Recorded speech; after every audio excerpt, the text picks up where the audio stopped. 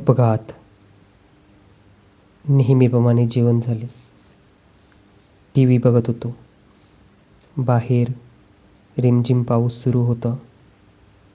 माझी मुलगी आराध्या अभ्यास करत बसली होती. मला एक कॉल आला. कॉल घेत जरा बाहेर फेरफटका मारत मी परत आलो. आत्ता तर अभ्यास करत होती, झोपली लगेच? मी बायकोला विचारलं. दिवसभर उनाडक्या करत फिरते, मग दमून जाते, त्यामुळं झोपली, तिने उत्तर दिलं. मी आराध्याच्या चेहऱ्यावरून हात फिरवत तिला बेडवर झोपी घालून स्वतः खाली जमिनीवर सतरंजी टाकून झोपलो. गेल्या काही दिवसापासून जरा पाठीचा त्रास होता. मला जमिनीवरच छान झोप लागते. रात्री अचानक कुठलासा आवाज झाला. मी दचकून उठलो. चोर तर शिरले नसावे असं म्हणून मी सर्व लाईट सुरू केले. रात्रीचे 2 वाजले होते. मला दरवाजाजवळ काहीशी हालचाल जाणवली. मी दरवाजा उघडून बघितला. बाहेर कुणीही नव्हतं. मी परत आत येऊन झोपलो. 10 मिनिटे झाली असतील. परत तसाच आवाज आला. आता मात्र काहीतरी गडबड आहे हे माझ्या लक्षात आलं. मी दरवाजा उघडून बघितलं तर बाहेर एक 10 ते 12 वर्षाचा मुलगा कुडकुडत उभा होता. त्याच्या चेहऱ्यावर भीती स्पष्ट दिसत होती. इतक्या रात्री, इतक्या थंडीत तू काय करतो इथं? मी त्याला विचारलं. आमच्या गाडीचा अपघात झाला आहे. माझे पप्पा गाडीत अडकून पडलेले आहेत.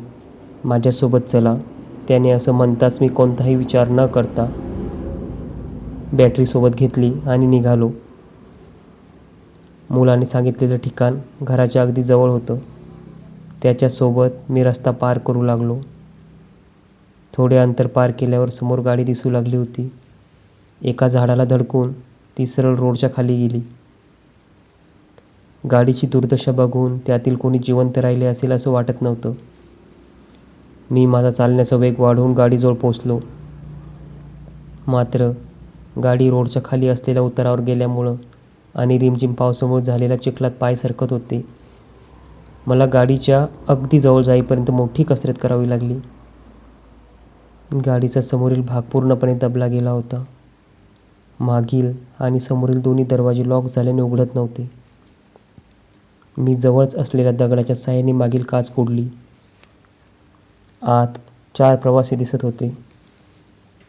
कदाचित नवरा बायको आणि त्यांचा एक मुलगा आणि एक मुलगी असा परिवार होता.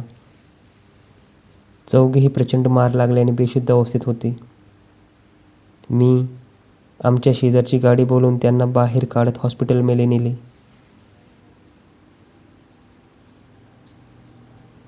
आणि त्यांच्यावर उपचार सुरू झाले. डॉक्टरांनी पोलिसांना फोन करून घटनेची माहिती दिली. बाहेर येत मला म्हणाले, त्यातील मुलगा दगावला आहे, बाकी तिघेही धोक्याच्या बाहेर आहे. मला खूप वाईट वाटलं. आपल्या हयातीत आपल्या पोटच्या लेकराचं असं दुर्दैवी जाणं म्हणजे जगातली सगळ्यात वेदनादायी गोष्ट. मी बाहेर जाण्यासाठी निघालो. तेवढ्यात खिडकीतून माझी नजर सहज आत गेली. टेबलवर ठेवलेल्या त्या मुलाचा मृतदेह पाहून माझ्या हृदयातून एक मोठी कळ गेली. हा तर तोच एकदम ठणठणीत असणारा मुलगा होता, जो मला बोलवायला आला होता. आता पाऊल तिथून निघत नव्हतं. डोकं अगदी जड झाल्यासारखं वाटत होतं. विचारचक्र थांबायला तयार नव्हतं. त्या तंत्रीतच मी घरी आलो.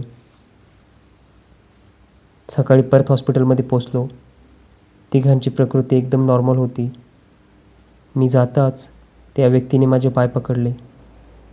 तुमच्यामुळं मी आणि माझी पत्नी आणि माझी मुलगी वाचली असं म्हणत ते रडू लागले. तुम्ही तिघांना वाचवले, पण माझा मुलगा गेला असं म्हणत त्यांच्या डोळ्यात पाणी आलं. माझी कोणतीही गोष्ट तो टाळत नव्हता. त्याचा माझ्यात खूप जीव होता. मी जायला हवं होतं, तो नाही असं म्हणत ते रडू लागले.